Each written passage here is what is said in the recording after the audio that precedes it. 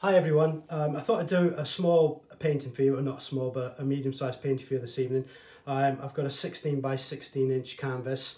Carol's not with me this evening, so we're having a little bit of a practice and a play around. Normally Carol films for me, but I'm got a tripod and an iPad today, so if it doesn't work I do apologise. We'll give it our best crack. It's a bit of a next try for me to see if we can work this way, to see if on the smaller paintings I could use this method. So the last painting I did for you, I did a black and a white background, and I thought today I would do a 16 by 16 inch with a deep edge, and I thought I'd flip it round. What I'm going to do is, first time I've done it this way, is to do a snow scene, I hope. So I've laid the black down, laid the white down. It doesn't matter about how you lay it down. Don't lay each on top of each other, just lay it till they meet. And with this sort of scene, like a landscape, it doesn't really matter, because as it lays, it looks like the ground. So that looks like snow, it looks like the sky above. So it doesn't have to be drastically in line or perfection. It's all about the painting, so it's abstract. So hopefully that works. The colours I'm going to use this evening, I'm trying to use up a lot of my colours because I have a palette which I use, and I use Arteza colours normally, but I've just invested in trying out some Liquitex. So as soon as I've used these, I'll be doing a video with Liquitex paints to see how they work. The other thing that I've been thinking about, obviously a lot of you have made comments on my videos about poor old Mr. Gregor's lungs, and that he needs to get himself a little blower. So I will invest in a little blower and I will try it, and then I'll do a video of the same sort of paintings with the blower to see how they work. The reason I don't use a blower, the reason I don't use a hairdryer, is that in my experience in the year and a half that I've been doing this, you actually get more control by blowing through your mouth, but I appreciate not everybody has the benefit of being able to do that. So I will try it and have a go, and then obviously you can see how it works and what your thought process is. The colours I'm going to use this evening are a yellow, and I've got a metallic grey, a normal grey, magenta, an orange, I've got the shocking lime green, which I'm probably going to head away from because I've realised when you actually use this colour, when it dries, it doesn't actually come out as vibrant as it does when you actually do it in the painting. So I am going to try some different greens to see how they work in future paintings. And the turquoise, which I love. I've got two backup colours, which if the painting's not going the way I want it, I've got a red, which I might put in, but I'm not too sure. And if the green doesn't come out the way I want it to come out, I've got another green here, which is a darker green. So that's the colours I'm going to use. So normally when I do these paintings, if you've watched the other two or three that I've done, when I lay the lines down, it's about where you put the lines. And a lot of people say to me, when you do the black, your colours stay quite vibrant. How do you get that? One of the next videos I'm going to do is I'm going to do a completely black background and put some colours in it for you so that you can see the process. I think when you do a Dutch pour and you put the colours down, then you flip the colour over the top and then you blow it with a hairdryer, that's a lot of combinations of mixing that black in with the colours. So the way I do it, it's trying to keep the actual mix as clean as you possibly can, to the point where you actually blow it through the black and then add in the colours back on top, which keep the colours nice and bright. Whereas if you mix it the other way, your black is already mixed through the white, it's already mixed through your other colours. So when you actually get the actual blowout, they tend to be a little bit muddy. I apologise for anybody that does it the other way and they're quite happy with it. It's just what I found. So that was just the explanation about why I do this. So with this colours, normally I'd put the colours along the line and then I'd blow them. What I want to do with this one, because we're trying to make it a snow scene, is I want to pull the colours a little bit behind the black, so that when I blow, it'll blow the colours and the white into the actual black itself, which will give the effect of the snowdrift or the snow coming up with the colours. And then I'll put some colours in around the sides, and we can put some colours in the black to see how the black sits. And hopefully at the end of it we'll have quite a nice painting. So, turquoise.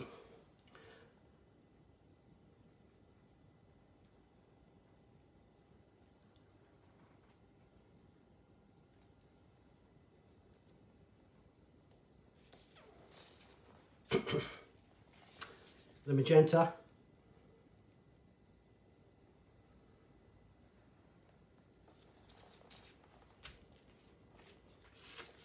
The metallic.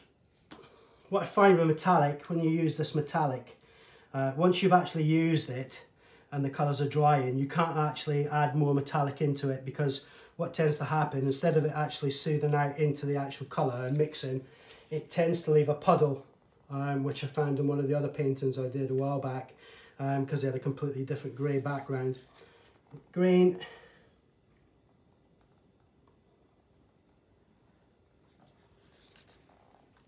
Let's put some of this yellow in.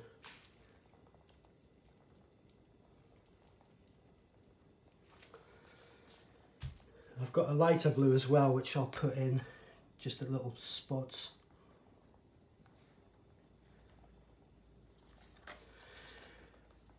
And what I will do, because I've said to keep it below so you've got the white around the side, on the edges, what I like to try and do, if you've seen any of my paintings before, is to build some colours around the side. So when you blow it, it's going to actually blow across the edge. And what I like is when you actually have the painting finished and you hang the painting on the wall, it's quite nice if you've got the edges which have some colour on them. Sometimes the top will have some colours on them, but it gives people in an abstract painting the choice to switch them around whichever way they want. But in these landscapes, I try to just use the two edges. Sometimes if you get some on the bottom, it makes a difference on the bottom. So, where are we at? Put a bit more, it's grey. There.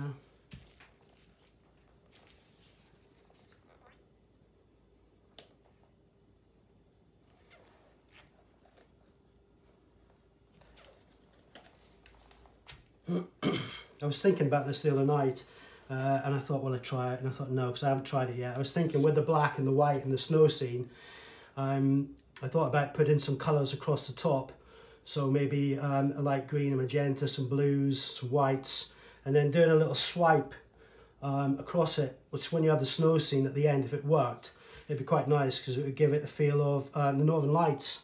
But I haven't been brave enough to try that tonight, so that one's over another day, I think. Like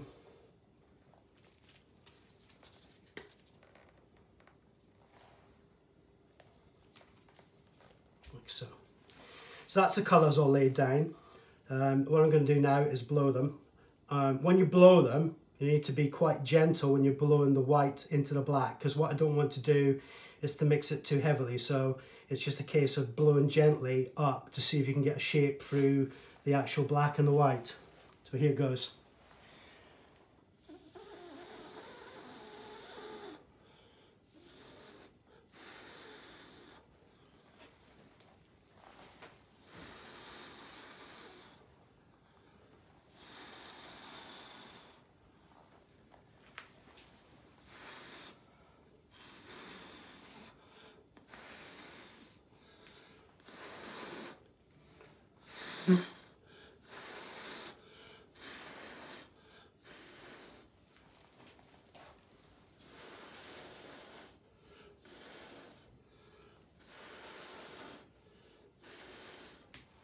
That's quite nice. That's giving some quite nice colours, and it's not mixed too drastically. It's quite nice when it's mixed here with the white and it's picked up the black, which gives a bit of shadow or a bit of like a mountain, or you know, the feel of that.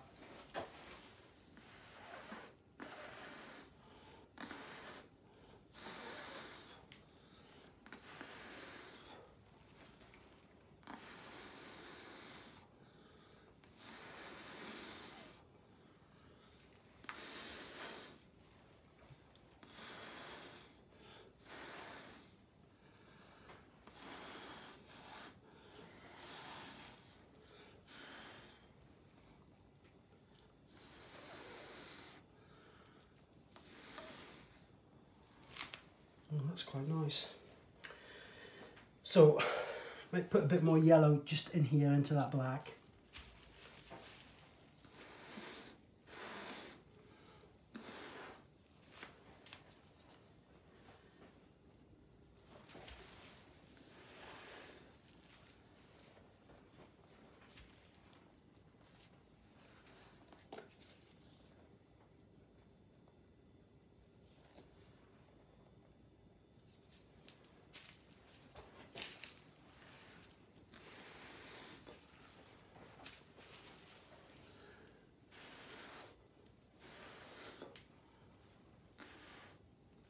And that's come out quite nice. I'm quite happy with that. The colours have all stayed fairly the same. You've got the feel of the colours coming back into the snow effect. And the colours that have gone into the black, because you've gently blown them, they've kept some of the black and they haven't actually mixed too much, and it's given you quite a nice effect. So that's quite good. I'm quite happy with that. With the black, what I've realised with the colours that I use, there's certain colours that you can use which come out really nice and vibrant, and they dry that way as well.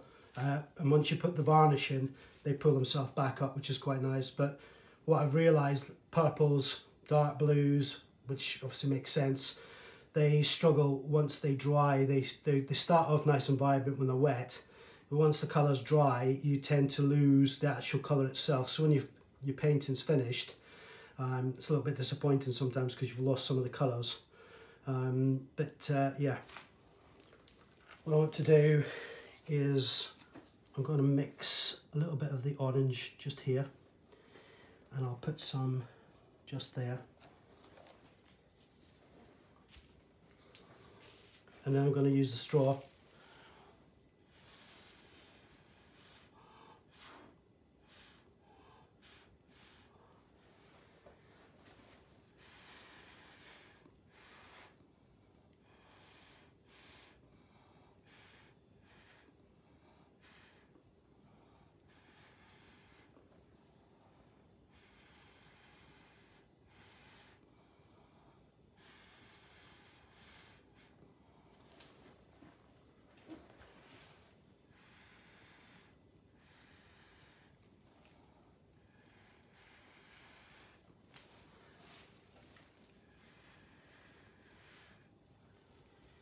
When you blow through the straw, it's blowing gently, and when you blow into it, it's pushing the colours so you can get an edge. Once you get an edge, it's a case of pushing the edge out to form the shape.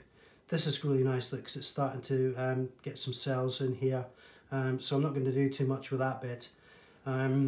This is lovely the way this has come down here. So the middle of the painting is actually not too bad. It's the edge. If I can get the edges to come up a little bit, I think when you look at snow scenes and they have shells of snow which come out, if it had been a bigger painting, I would have actually pulled the colours up a little bit to make like a ridge across the top. But I want to try and keep the black, the white and the colours centralised so that it gives you a nice effect on the painting.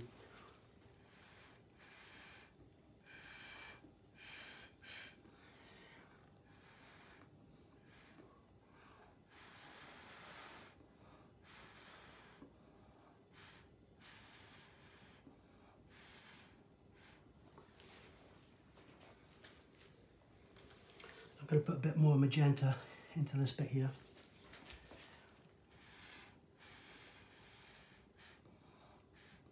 And when you put a colour in, like a magenta on the white, try and pull the strand of the magenta back down so it gives you a feel if it's actually joined or connected to it, so it's like a branch or it's like a little bit of a ledge.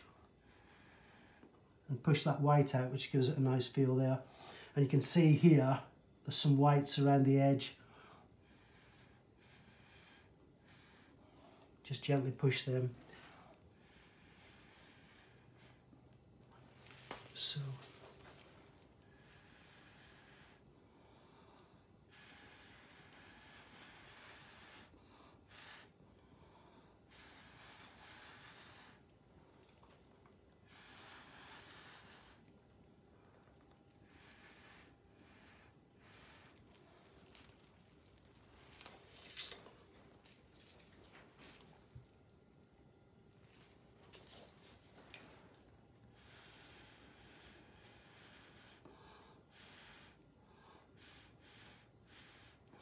And this is what I mean about the black and the colours staying on the black.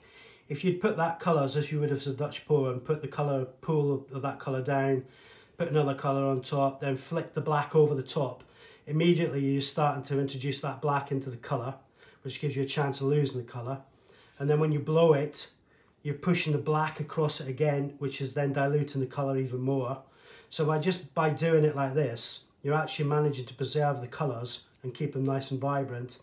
And then when you actually add the colours back onto it, you're getting more of a feel of the colours, whereas instead of losing them and trying to bring them back, you've constantly got the colours, and you're constantly then working with the colours to actually bring across the black or the white, which gives you a nice effect.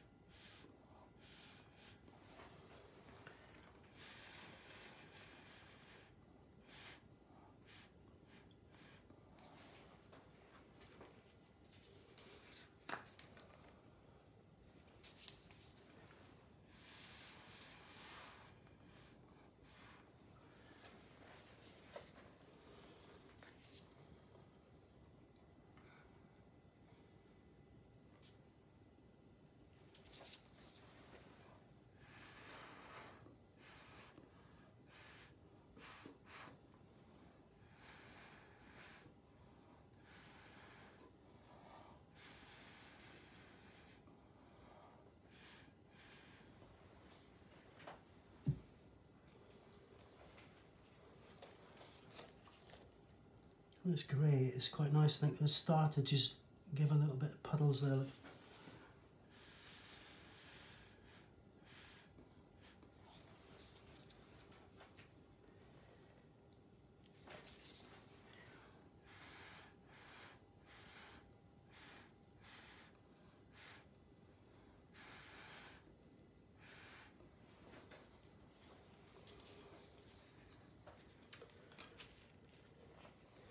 And normally, anybody who watches some of my videos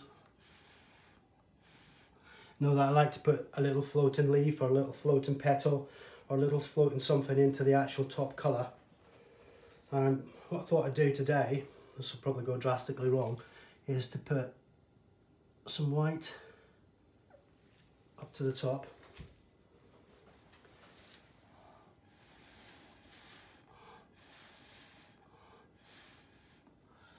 Just bring that, which is quite nice. I think sometimes when you make them quite big, they hold the shape. Sometimes with the smaller ones, when they start to dry, they start to come back a little bit.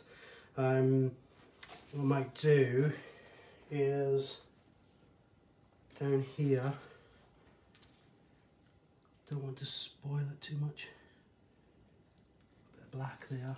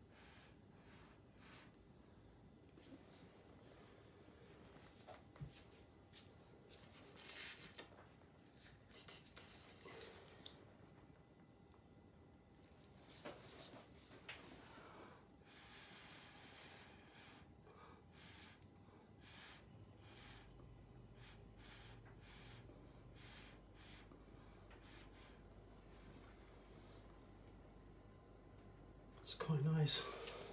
What I like is the certain areas where you haven't blown it too much, like the yellow here with the black that's just come into the middle and given it the little halo. and that colour's coming through. It gives it quite a nice frosty feel. This is quite nice because it gives you a feel of cold. And this bit here is lovely because it looks exactly like, you know, it should do. It looks like a little bit of a snow cliff or something that's just come straight up. So I don't want to go too much.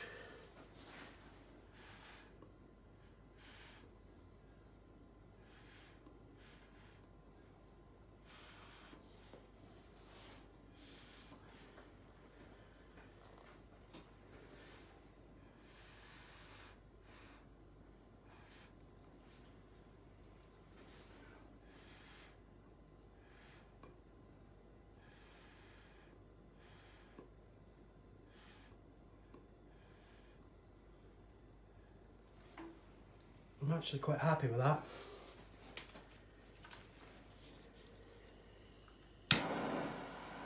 And it's a case of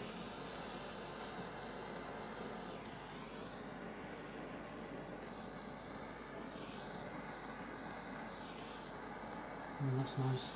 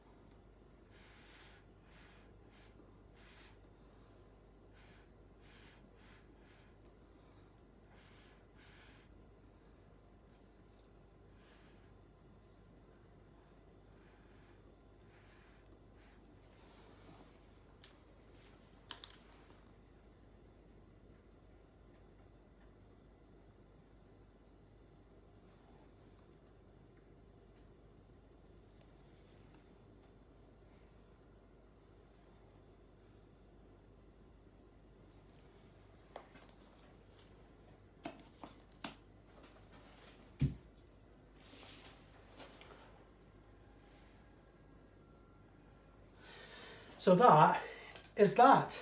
I'm quite pleased with that.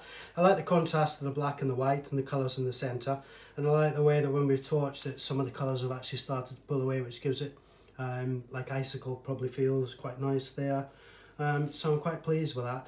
I'm sorry we've had to film it this way tonight. I know if Carol had been filming it, she would have been coming into the colours and trying to give you some a view of the colours and the contrast. I do apologise. What I might do is just spin it around like so,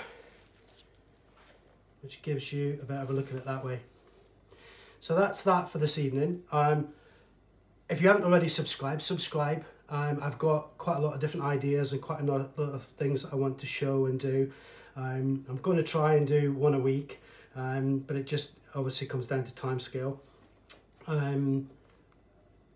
I think the next one I'm going to do is going to be an all black background with the colours put onto the actual black to show you how it works and how I get the colours to stay vibrant. I think you can see it a little bit tonight on some of these, which is quite nice. I'm sorry that I had already laid it down, but I felt I just needed to save some time. If you go back to one of my previous videos, which was the consistency and mixing, it explains how to mix the paints, how to mix the colours. It does a little painting at the back where it actually lays the painting down and the colours down, so you see how to do that. But I hope you've enjoyed this evening. Thank you very much from wet and windy and horrible Norfolk. I'm sure some of you are sat in lovely sunshine somewhere across the world. And thank you very much indeed. Thank you and good night.